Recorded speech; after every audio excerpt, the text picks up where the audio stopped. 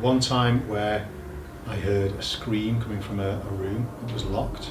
I opened the door, fully expecting someone to spring out, thinking someone had been locked in overnight. There was no one there. Looked inside the room, absolutely no one there. We've had labels on the wall which had just started swinging, sort of hanging labels that have just started swinging for no apparent reason, and then all of a sudden just stopped. Nothing, it didn't slow down, they just instantly stopped. I've been walking through a gallery as I've opened it, and I've heard and felt someone whisper in my ear, "What are you doing?" Lights coming on or lights turning off for no apparent reason at all. No one actually touched them, but appeared to be physically switched off.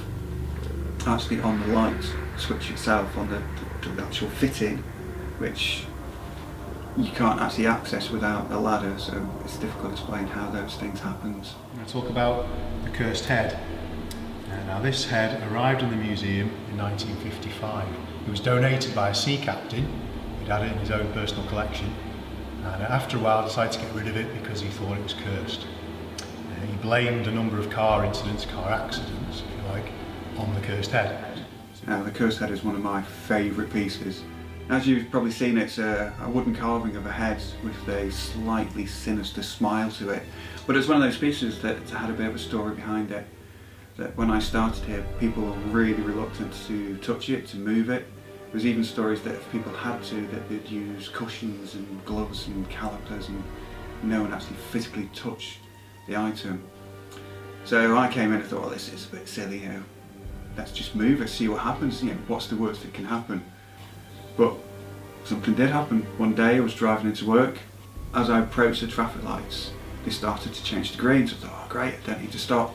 Started going forward again, but the lorry in front of me just suddenly started coming backwards, kept coming back and back and back, and just crushed the front of my car.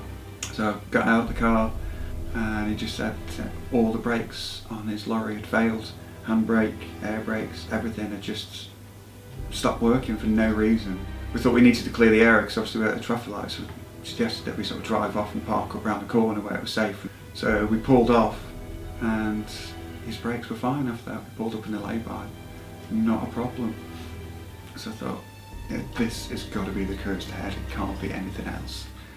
On Friday the 13th of November 1869, a young man actually died as a result of an accident that he had in this building. He was a student in the art college, and for a bet he decided to slide down the banisters. Now, halfway down he fell off and hit his head on the way, hitting a gas fitting. He was taken to his home in Arkley Street round the corner, but he died on the way. Now, some people do say that there's a cold patch on the stairs round about where he slid off.